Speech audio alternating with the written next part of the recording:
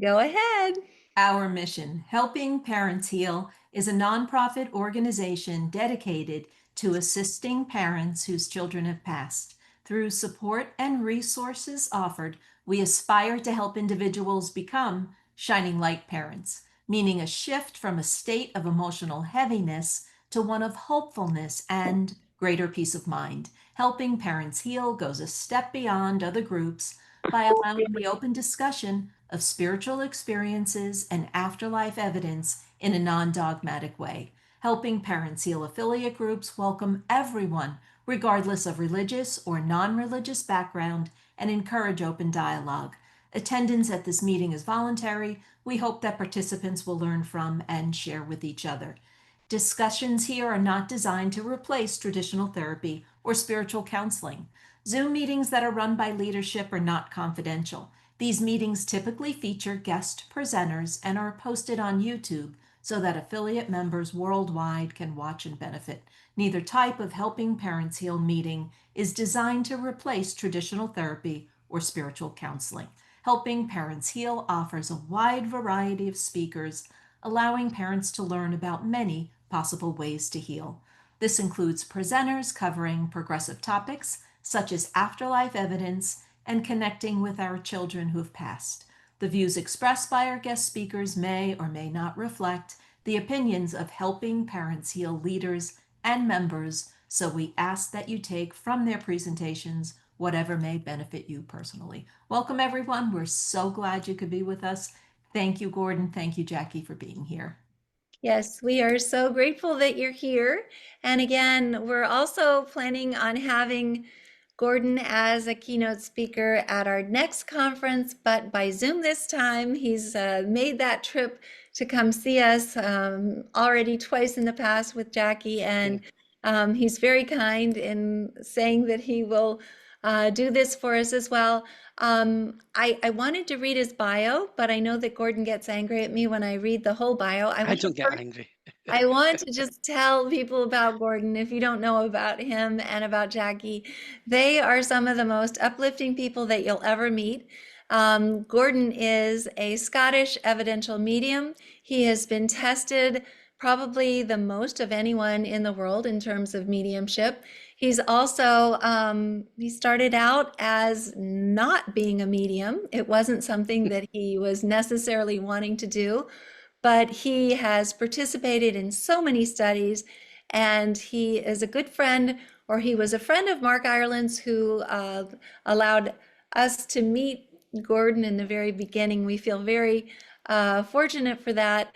And every time that he's come to the conference, he has given so many incredible messages. The first conference that he came to was an incredible message for Irene and for Carly, and it ended up being the song that was used for our conference video. The second time was with Suzanne Giesman, who was sitting in the front row, but of course there were a lot of other incredible messages. But he is so talented, and tonight he's here to answer questions for us. So I know that he's going to be doing an exercise in the beginning, and then you all are welcome to ask questions in the chat box that we can answer later on.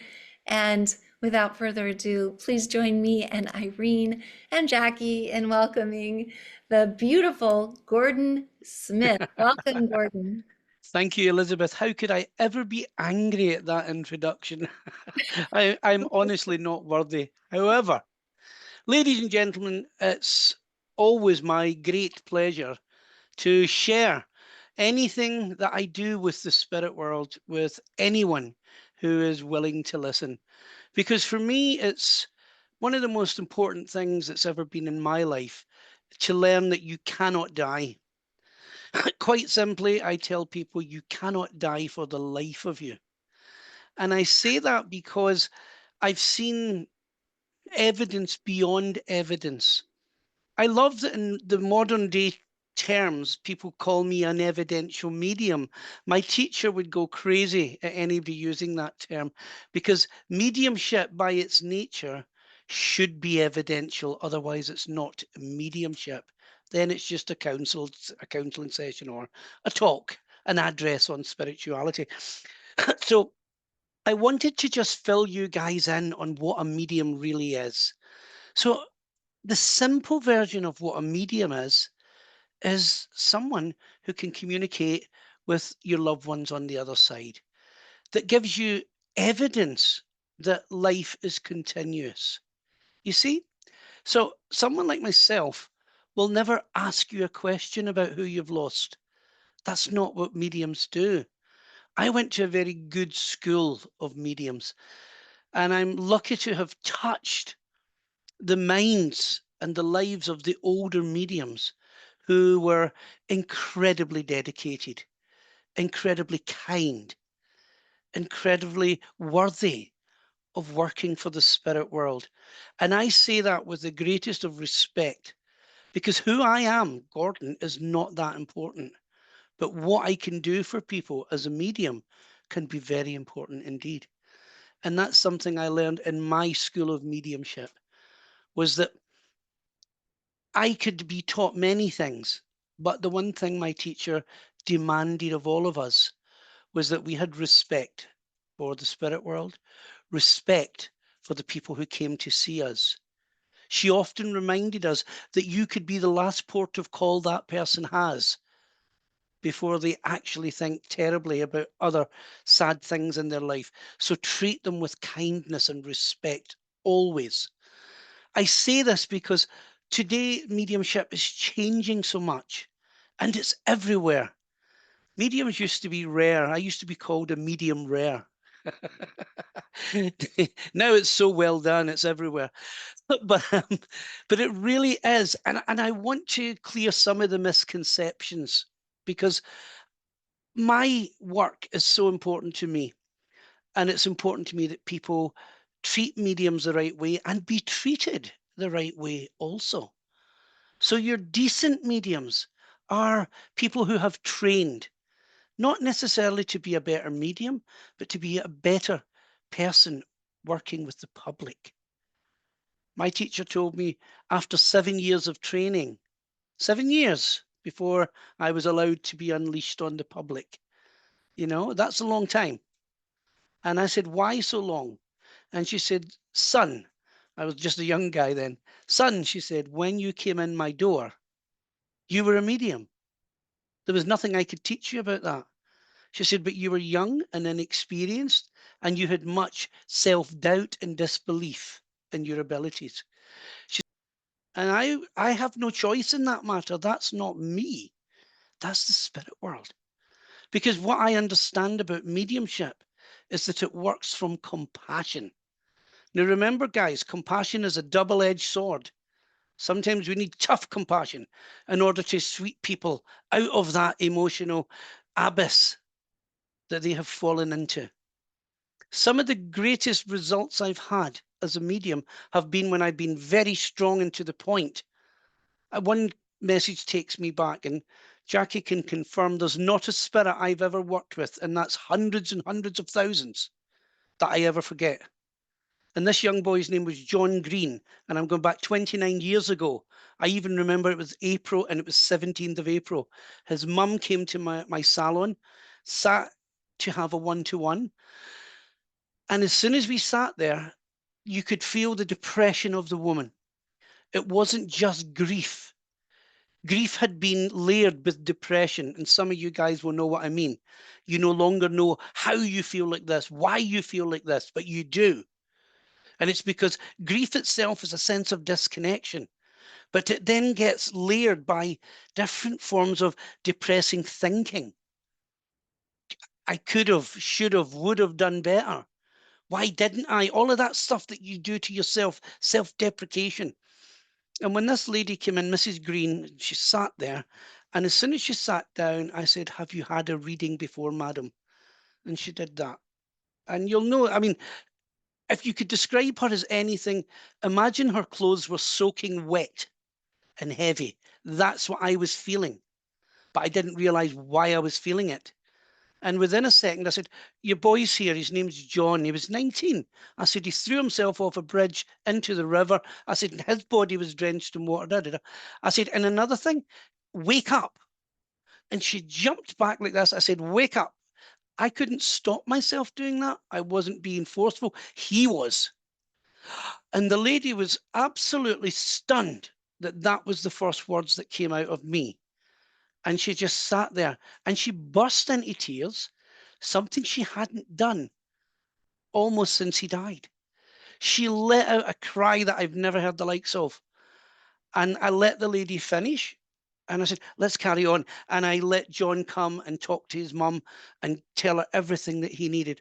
The thing I remember about this message was hilarious at the end when I said to her, do you keep finding feathers? And she said, I do. And she said, in fact, I've got so many, I don't know what to do. And I heard her son say, make a quilt. And I said it, and the woman burst out laughing. And she said, Gordon, that's so strange. This morning I said to my neighbour, I've got so many feathers, I think I'll make a quilt. And I said, well, that tells me your boy's listening to your conversation. He ain't dead. The idea of him is dead in your head, but he's not. And I said, he wants you to live on. Don't die because he died. Live because he died and live in a way that you help other mothers. And that was his message. That lady now runs a part of a community in Glasgow helping mothers whose children have taken their own lives. Now, that's all those years ago. And that her boy wanted that. So mediums actually have a purpose. Our job is to get you thinking about your children again. Not saying, oh, I don't want to go in and look at those thoughts. Some people assume if they look at the happy memories, like a video, they'll wear out, they'll fade. Trust me, they won't. Your golden memories are the jewels of your mind. And you can go in there and look at them anytime. And one of the things you'll find with mediums, good mediums, they'll point you to living memories that you don't want to look at. And the reason we do that is to activate that part of your brain again so that you can go back and look at the laughter and look at the joy. There's a sad thing in the Western world that we live in that we assume that we have to be tortured because we lose someone, and we don't. That's the thing, we don't. But it's a natural thing because it's a conditioning and a training. You've been programmed to think like this all your life. Now, for me, there is no problem in people dying, and I know that may sound callous. I'm honestly not a callous person. If anything, I'm quite sensitive, but I understand that there's a reason for living and there's a moment to die. And that may have different variables for all of us. That can vary depending on the timeline that we walk on. We all have free will at certain times in our life. And it's one of those moments where you can walk that line and decide, I'm going to go right. That might extend your life in this particular incarnation, or it might mean it ends quicker. But you made the choice. You either went to your destiny or you extended your destiny. I hope that makes sense because I try to teach people that death itself is not a punishment. Death is natural. It's not the opposite of life. It's part of life. And we will all experience it. But when you understand that there's life beyond it, do you know what? My beautiful dog died just over a week ago. My lovely Cookie. And we all loved him. He's the most beautiful animal, Cookie Monster, Cookie the bear. He was called Mr. Chocolate Man for the kids. They loved him. He was brown and gorgeous. And, you know, when you know it's time to let them go, and my vet said to me, oh, this must be terrible. I said, it's not. I said, we're not taking his life. We're ending his suffering. And she looked at me and I said, please remember that for anybody who comes in here in this predicament. They're ending suffering, not taking a life. So I refused to get all down and weepy because we had 13 beautiful years. Now, we decided we would take his ashes to the hills where I live and scatter them where we scattered them for our other dog. 3 days ago, I was waking out of sleep and I was in a dream state, almost awake, and I kept saying, where's Cookie? Where's Cookie? And I could see all these dogs and they were there, but they weren't there. And then I looked and Cookie was lying in my garden beneath a bush that he used to like to lie in. And I went up and I put my arms around him, and I heard the dog say, "Take me home." And I woke up. Now, my manager, Robbie, who lives with me, he adored Cookie. The next day, he walked in the gates and said, "Oh, I just had a flash of Cookie there." My son, who is non-psychic, non-mediumistic, came to me and said, "Dad, I have a real gut feeling that Cookie wants to be in the garden. He doesn't want to be up the hills." And that day his ashes came. And I said, "Well, he told me in a dream, take me home." So we did that. Even animals are beautiful animals. Their consciousness, it's consciousness that doesn't die. That's the part that lives on. Now, we're just getting that in the Western world after all these years of knowledge. But the other thing about me is I'm Buddhist, and that's something that the Buddha taught 2,500 years ago. Consciousness doesn't die.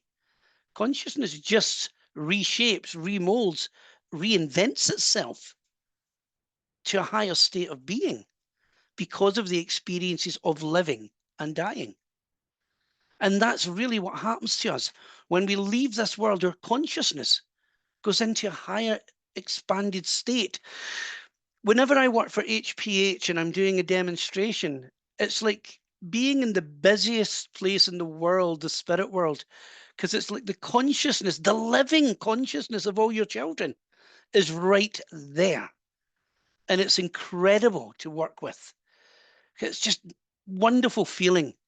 The love that they want to bring back through to you, the the the sense that we're free, we're not trapped, we're not stuck, we're free, we're expanded, we are living in a state that you would never ever for a minute imagine in your human mind. It's beyond belief, my friends. It really is. I don't say this as an evangelist who's trying to convert people. I say it as a person who has experienced it time after time after time. And therefore, being a medium is something that I totally respect and give gratitude for, because I get to be the one that helps people to step back on the path when they felt their life has ended because they lost their loved one. So for me, when I talk to you about life after death, no point in talking about the spirit world. I know that exists. Life after death for me is for you. How do you live after the death of someone so special who died? But you must, to honor them.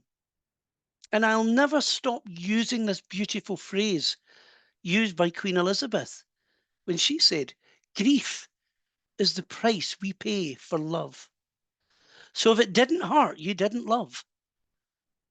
So that pain you feel, honor it. Wear it like a badge. That's because I loved. That's why I hurt. That's because I love so deeply. That is why you can honor the death of someone so beautiful who has gone. Because grief is that price that you pay, not a punishment. It's just a natural trading. I love, therefore it will hurt when that loss comes. But then love goes beyond death. Because there are moments for all of you when you will have that feeling of, wow, they haven't gone. I know you're somewhere. One mother came to me many years ago. Her boy's name was Alan Bright. Funnily enough, he was 32 and he died on a motorbike accident back in 1990. And he came through to his mum instantly. And his mother was a non-believer. But she came to me, honestly, I can only describe it like a zombie. She was a woman without a soul in that moment. She was empty of self, just a vehicle. And again, I know how many of you will understand that feeling, where when somebody talks to you, you hear a voice, but it doesn't register. It goes right past you. That's grief. And when Mrs. Bright came to see me that day, and she just sat, and within a second, Alan came through and spoke to his mum and told her all these wonderful things. And she was beyond shocked. But she said it jump started my heart, Gordon. I felt as though I had a punch in the heart. And she said I had a sharp intake of breath, and then I got excited. She said, because I could go home and tell my husband and my other son that Alan was real. Alan's real. He's not a memory. He's real somewhere. And she said, in my heart, I knew I could reach him somewhere. I didn't know how to do it. But you've gave me the tools to try. And that's important, guys. The tools to try.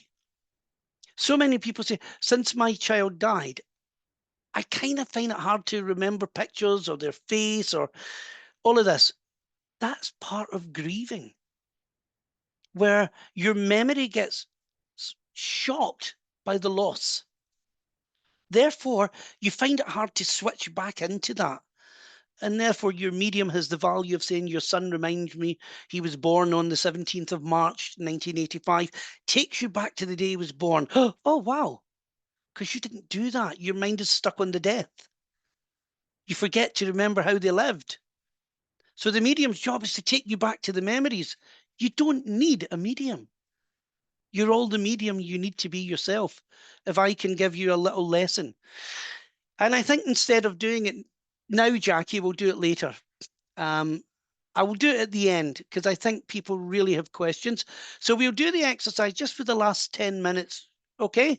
Because I really believe you guys want to ask questions about it. But here's the thing, please, the spirit world look after you. Trust me, I have such wonderful guidance, and that trust is what has basically fueled my living in this world. And I say to you, good mediums, they are rare because they're true to themselves, they're true to the spirit world, but they're also very, very willing and compassionate to help people over that first stage of grief.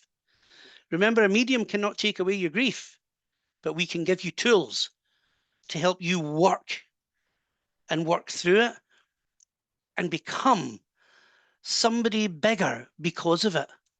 Because that's really what it is. To all of you here on this Zoom, you have been touched by something that every parent dreads. Every parent. From the moment your child is born, you dread that. Everybody does. But when the reality of it kicks in, it really is. It's a horrible thing. But it's not the end of living, because it isn't for your sons and daughters, and they don't want it to be for you. They want you to go on. They want you to shine and say, look, I'm going to be strong enough to get through this. I'm going to try. I'm going to overcome this, and I'm going to help others. And that really, my friends, is what you guys are doing at HPH. And because of that, mediums like me feel worthy enough to be allowed to work with you because it's real. We're not telling somebody if they should marry this guy or buy this house. Actually, if anybody ever comes to a medium and said, should I marry this guy? The answer's got to be no. Why are you asking a medium, for God's sake? That's something you really don't ask mediums about. But people use mediums like that, and that's not what I do. And, you know, should I buy this house? Ask a realtor if they should buy a house, not a medium. So remember what mediums do. We help people to understand life beyond this. And we give evidence, if we can, to heal the hearts and minds of those who have suffered bereavement, and especially those who have suffered the loss of a child. But my friends, we'll open up for questions because I know that Elizabeth said to you that I would do some answers today, and I'm more than happy to do that. So feel free. Okay. Okay, Gordon, we'll kick off with Deborah. She Okay. wondered if you can help explain. She feels as if she's hearing her son and having conversations with him all the time, not out Yeah. loud, but she feels he's communicating and explaining why he was living the way he was before he passed. Can you help explain that phenomena?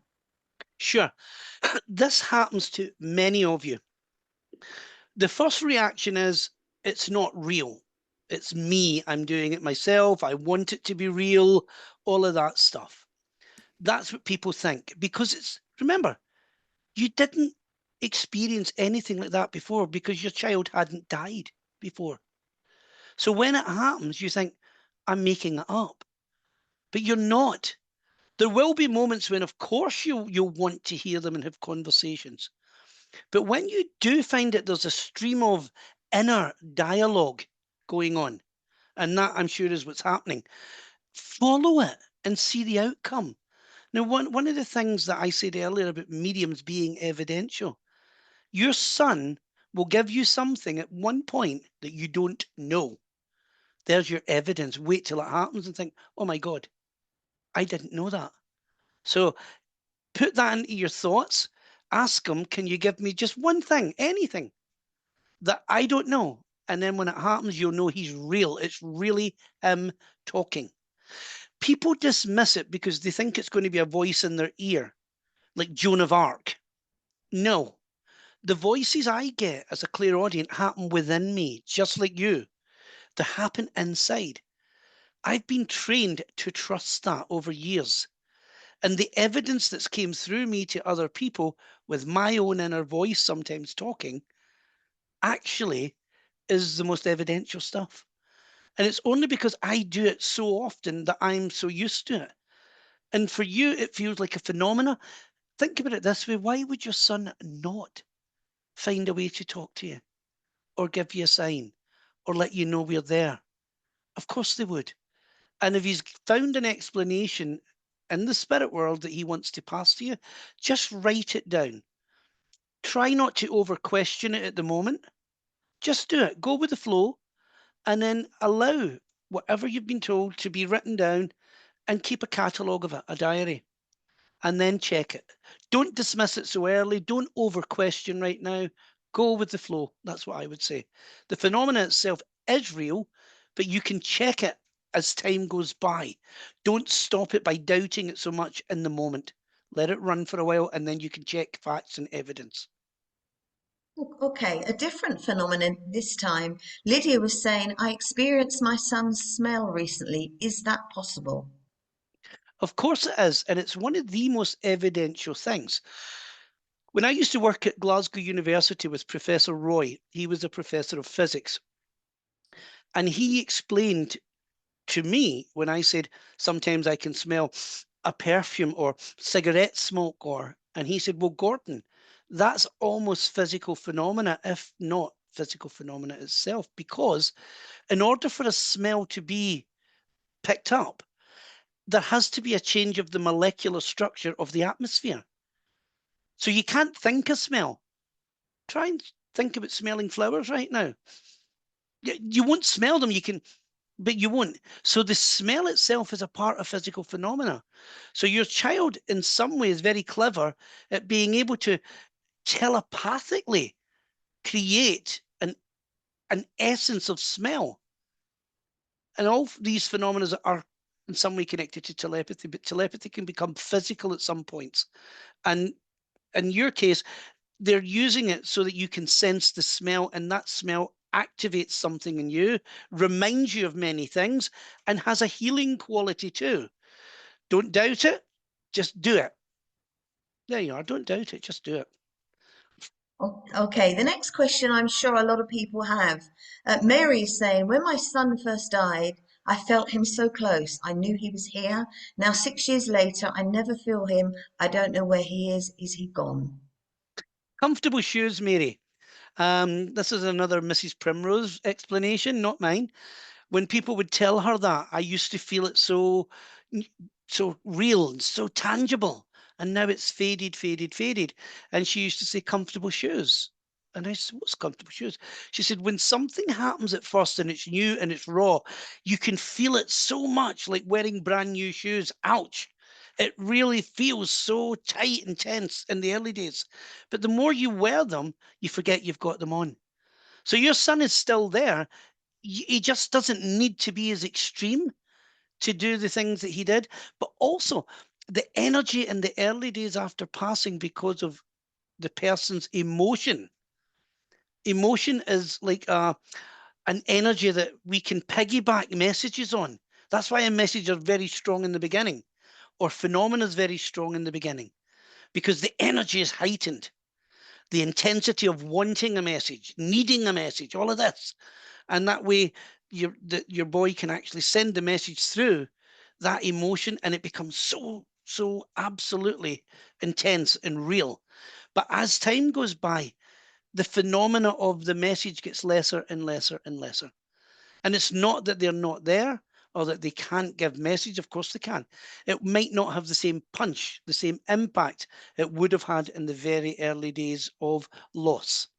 So that also shows that you're growing. Remember, spirit want you to grow. And as they actually expand and grow themselves and they notice that you're growing, then they are, if you like, are able to keep expanding and growing further themselves. So the more they grow, the less you will know that they're there, but they are there. Then listen, love never dies. Remember, your kids don't die, they melt into your heart. That's where you find them. And remember, in the East, that's not your heart, that's your mind. So there's where they are. They're part of your mind. And remember that. And all you have to do is be in that heart center and feel them. They're in there. They're part of you. Okay, Gordon, maybe you could talk a little bit about suicide. There's a lot of people worried about what happens if their child Okay. passed by suicide, but also someone's asking, is it a soul-guided decision? Oh, wow. Okay, good question.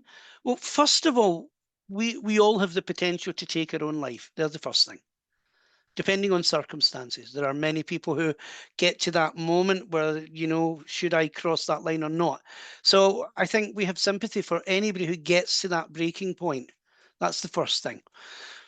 But suicide itself doesn't in any way impair your journey in the spirit world.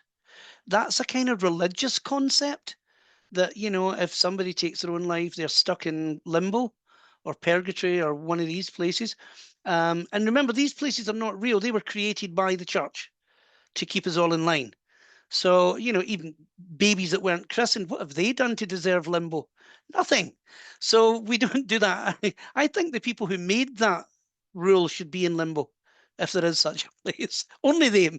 So no, that doesn't happen. And I will remind you, if you don't mind, many years ago, I'm really abbreviating these stories, but many years ago, during the terrible AIDS time, I had to read for a woman just after late 1980s.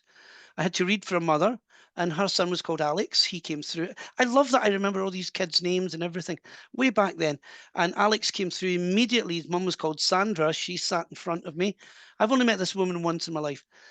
And as she sat there, I said, I've got your boy here and he's smiling, he's happy. And he's with Elizabeth. And she said, that's my mother, but they can't possibly be together. And I said, what do you mean? They're together. No, she said, my mum was a good Catholic. My boy took his own life. And I said, excuse me. I said, they're together and they're coming in together. And then I said, hold on a second here. I said, your boy had AIDS. And she sat back and looked. And I said, he had AIDS. I said, and you and your husband and your family were dying a social death. And he wasn't coming back from that illness. And he just finished the tablets. What he did was an act of compassion for you. I said, so when you see it that way, he's certainly in heaven. I said, because this was a kind young man that didn't want his family to suffer any longer the terrible social death that they were dying within the community. And he ended it in a compassionate way. Now, that's neutral karma, because when you do something for the good of others, but again, that's just one thing. You are not stuck. You are not trapped. Your spirit is like electricity. It does not get stuck. It moves out to its natural state, which is back in the ether. And when somebody does actually make that choice, usually they're at a point of stress, tension, anxiety, fear, anger. They are not in the right mind. They're in an altered state of consciousness, guys. It's not something you just wake up in the morning and go, I'm going to do that. Something has drove you to that ledge. Something has pushed you to that point. So this is where we have compassion for those who feel that this body is no longer used to them and that this journey is over. But remember, it's only another way to die. They just made that choice. Is it a soul choice? Was the other part of the question. Well, I think everything we do is a soul choice. But there'll be moments when the soul choice would be, I gave myself this before I came in here. I knew I was going to come to this crossroads, and you had choice. Remember, soul choice. And the soul decided to go home. Time to go. And that's what's happened here. So, of course, the effect is not on the spirit that's left. The effect is on the people that's left behind. And they are then left to question. But if you were to open the book of your own soul, if you could go into the soul library right now and look at your own soul book, you would find that I wanted an experience to feel something like this. There's a whole agreement somewhere at a higher soul level. And this is where it's maybe not good for people to get too tied down by, was it a soul thing, was it not? What we need to look at is, how do we heal it in the here and now? How do we heal from this?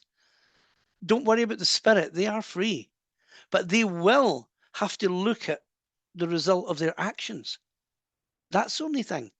And that's not a punishment. That's what conscience is. Not consciousness, conscience. So conscience has to actually understand its actions. And if there's any retribution, it's self-retribution. And here's how I explain this. You're all parents. I'm a parent. Here's the thing. Has anybody ever at some point overreacted to their child and then walked away and thought, oh, good God, what did I? Anybody ever done that? I know I have when my kids were growing up. Maybe I said too much. Oh, I should have done that. Why didn't I? That conscience. So imagine we all have to feel that at some point when we go over the, oh, maybe I shouldn't have done that. Maybe, oh, that was too harsh. But you suffer more yourself when you hurt someone you love, don't you? And I think it was Socrates who said that. If you hurt another soul in this world, the one soul that feels it most is you. So look at it that way. But suicide, there's so many different reasons. It's not a one-point thing. Who knows which drove somebody to do that? And also there are many people whose life ends in a suicide, and yet they weren't intending it. Think about this. One of my good friends works for the Samaritans, and she tells me that very few people really want to do that, and they're happy to be talked out of it. It's only the few who actually go beyond that line.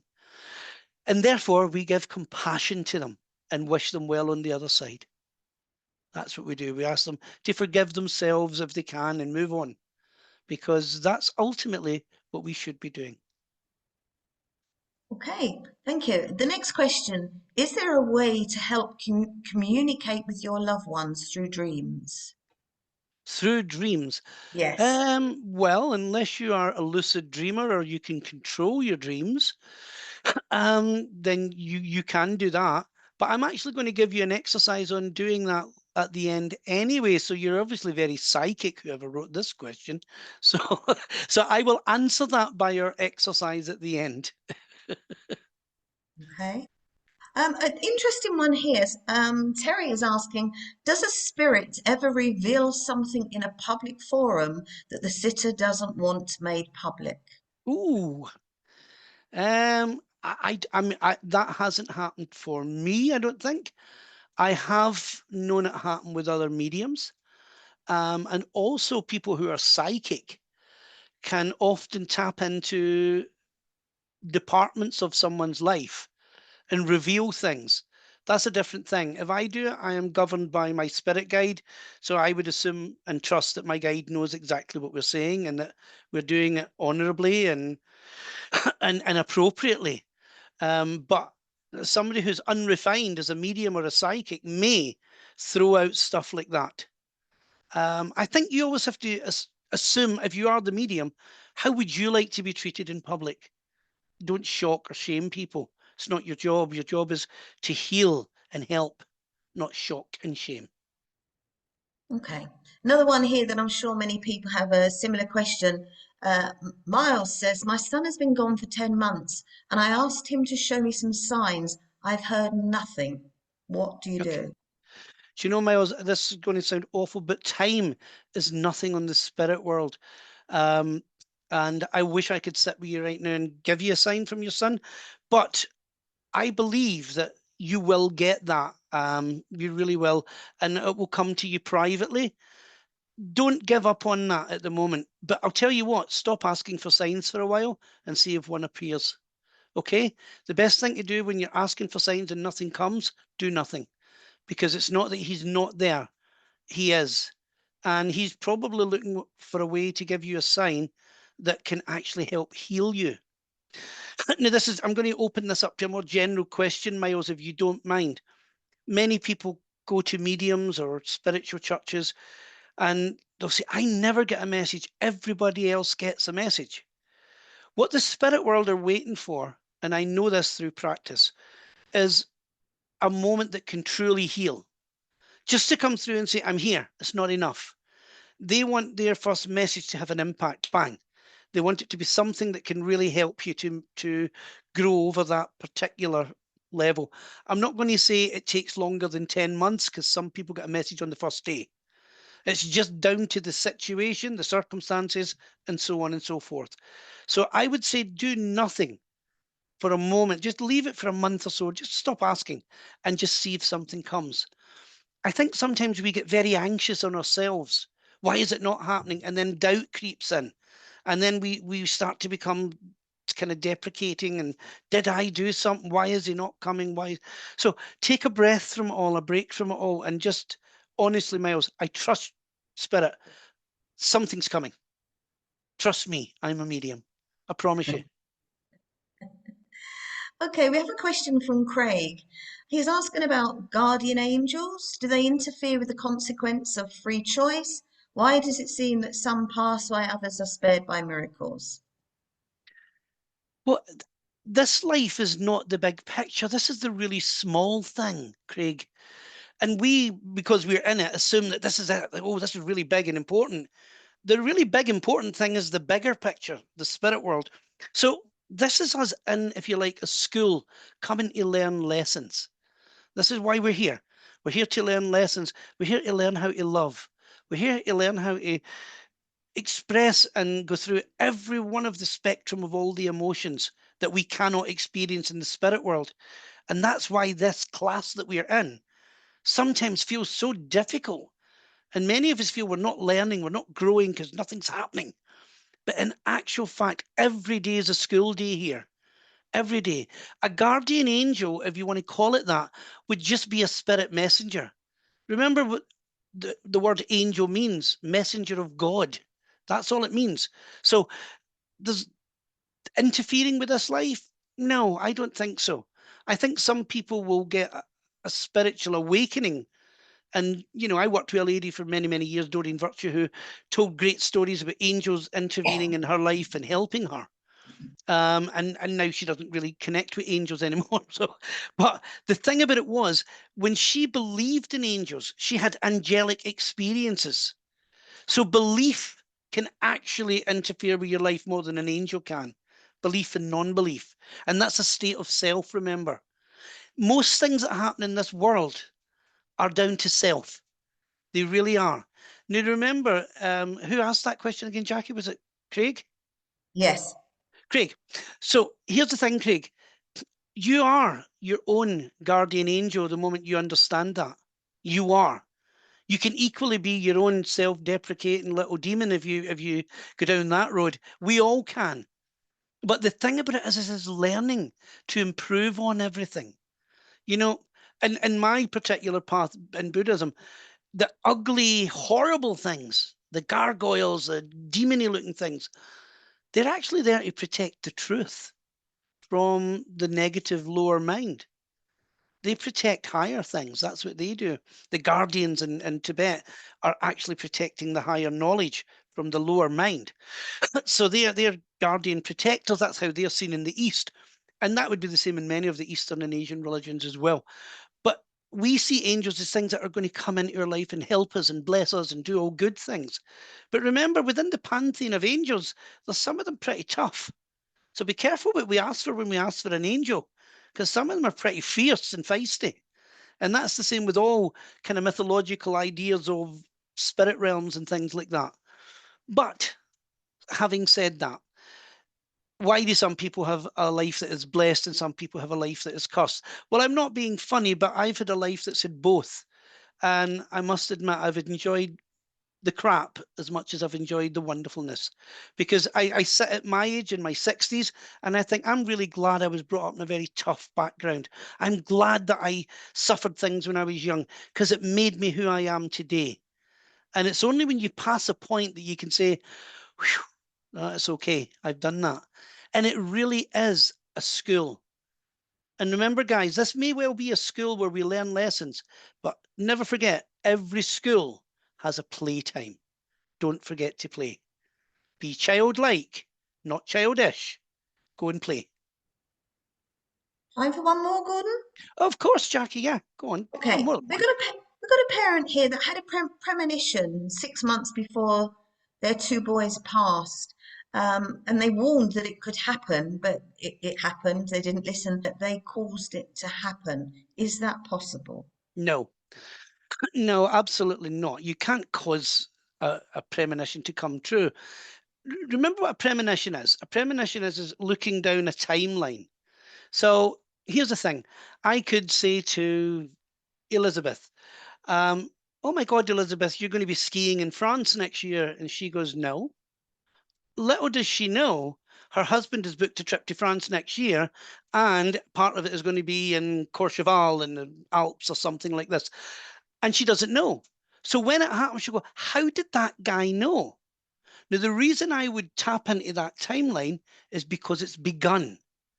The actual event has already begun a year before, though she does not know it. She learns about the outcome nearer the time. So then it's, how did he know that? But I was tapping into her timeline. So the premonition of death, which is a horrible premonition, I'm so glad I don't get that. But to see that, you've tapped into a potential timeline. The timelines can change because of choice. But who listens to a premonition? Do you know when 9/11 happened, when the Twin Towers came down? The amount of mediums and psychics that wrote things to various authorities, and nobody listened. One man in England actually went into his bank where there was a clock and a calendar and drew a photograph of the two towers and an aeroplane coming into them. He drew that 6 months before. And people said, how did he know 6 months before? Well, it didn't just happen on that day in September. It was planned long before. And it's that, then it is now active. It has a life. It is becoming into time. Therefore, a psychic, a medium, a seer may be able to tap into timelines. You can't change them. You're not going to. And this is where I say, when people ask me, can you see the future? I don't want to. No, I can see the now and I can make that better. But the future, well, just make today good and tomorrow should surely follow in a similar fashion. That's all I'd say about the future. Jackie, Okay. any more? Yeah, a quick one here. Is it harder for younger children to come through, i.e., 12 and under? No, no. The only problem a person would have when it's a small child would be communicating things.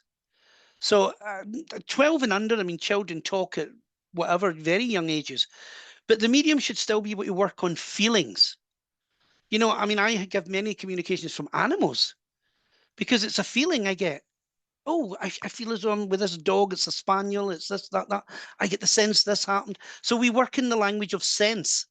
So the same with children. If a child had some kind of foible or little thing that you found cute, they could impress the medium with that. We'd pick up how they speak, we'd pick up anecdotes, we'd pick up all sorts of things. So it shouldn't really hamper a communication. And again, if your medium is open to all things, then nothing like that should ever really hamper us. No, no, no, no. And again, even, I think one of the loveliest messages I gave was to a woman from her baby. And the one thing was, she said, I never got to do anything but hold my baby once. And in the communication, I said, I feel as though I'm holding a baby and it's the only time I got to do it, but I've never forgotten it. I can do this and the feeling of my baby's still there. So that was the only experience she had. And that was all the baby needed to communicate through me, to let me feel what she felt. And I just mirror that. And that was what she needed. And that was it. Spirit messages come in all shapes and sizes. And I say this, and Miles, I'm going to come back to you, my friend, because I do believe that you're going to get your message, your sign. Please trust me here, but don't overthink it right now. Relax. Just relax, okay? And it will come to you, I promise. So I'm going to put my mind on that for you, and work with my spirit guides and helpers to see if we can help you, Miles. I promise. So, guys, I want to just do a little thing for you that the spirit world gave me this morning when I woke up for you guys. And I thought, okay. So here's the thing. When a message comes through from the other side, we look for our contact. There's a presence, there's a sense that somebody's there. So as a medium, and I don't know who is communicating, I will try and sense, is it a man, a woman, a child, you know, a boy, a girl, whatever, an animal. So that's your contact. You have to feel that contact. And when you get the sense that they are there, even if it's just a sense, somebody's here, then in your mind, ask one question. Let me know it's you. You guys have the advantage because you know who you're going to be trying to tune into here. Your loved ones. Ask them, give me a memory, and leave it. Don't think it yourself. Give me a memory, and then see where your mind is taken. And just let that happen. And then the last part, a message. That's your mediumship. Do you have something you want to share with me? That's all we're going to look at here. Feel the presence or sense your loved one. And if you can't sense them physically, let your own mind remember the happiest time you had with them. Take your mind there, and that gives them the advantage of touching your mind at that higher vibration. Remember, joy is something the spirit work with. So I've got to get you into a joyful state of mind right now. And I love to do that. So I'm going to ask you to join me in a short meditation, just very, very short. It doesn't need to be long when we are being our own medium, okay? So just relax yourself. Don't try anything. And just start to breathe regularly, slowly in through your nose and gently releasing the breath from your body. And breathe like that for a moment. And just observe the rhythm of your chest rising as you breathe in and falling as you exhale. And this very natural rhythm automatically allows your body to begin to relax.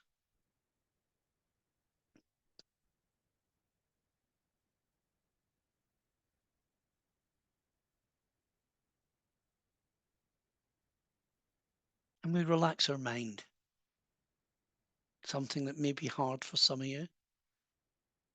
But if you start to overthink, just breathe in place of thoughts. And breathe away the thoughts.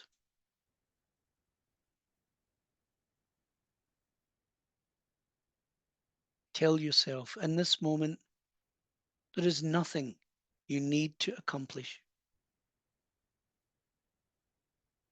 nothing to achieve, but a quiet mind.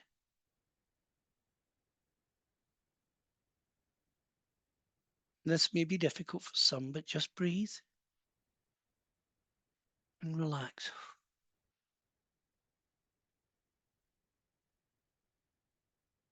When the mind is quiet, non-responsive, not processing, not even thinking, is when it becomes open and clear to the atmosphere around you.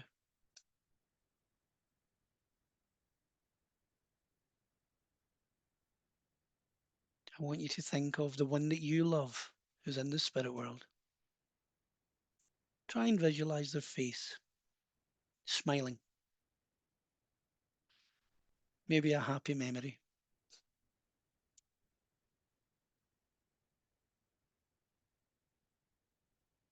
Let your mind truly relive that moment.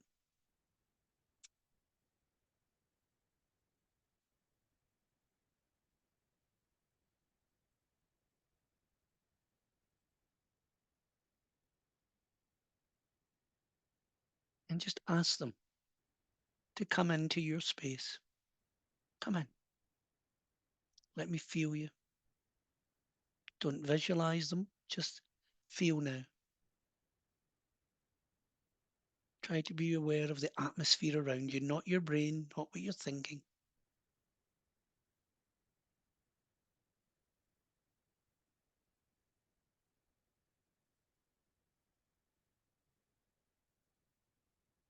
Be aware if there's any sense of vibration or any pulsing around the heart area.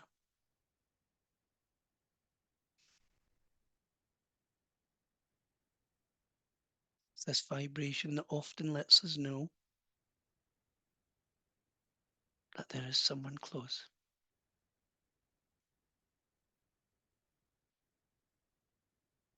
And ask them to remind you of a wonderful moment from their life. Let them take your mind to a time and place where joy and happiness was felt.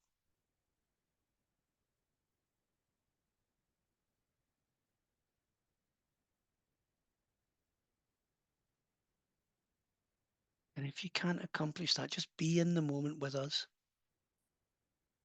because they are there.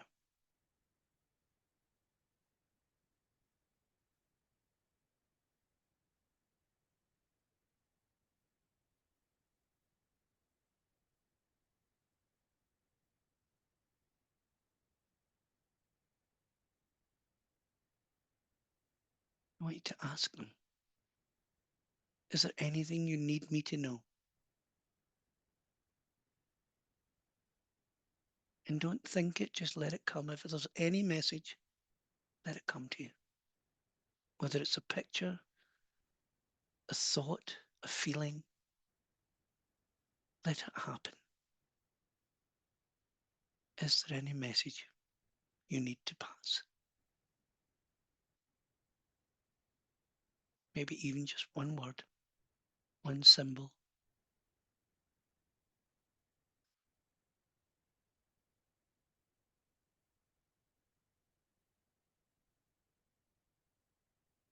And now ask them, is there anything I can do for you?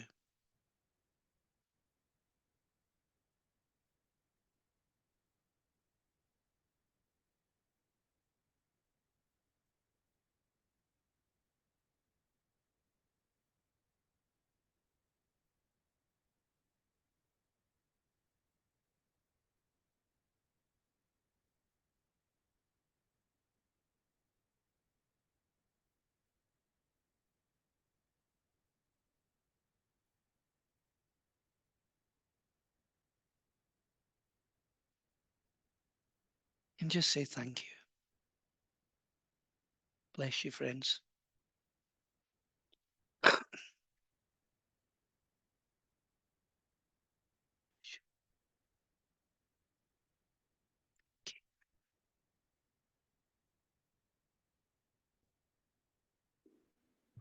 Just gently bring yourself back.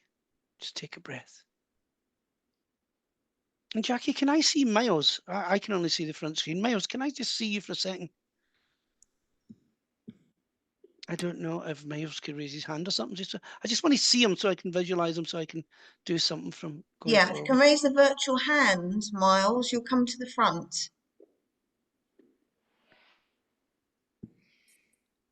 Let's just see. Okay. Do you want me to spotlight him, Jackie?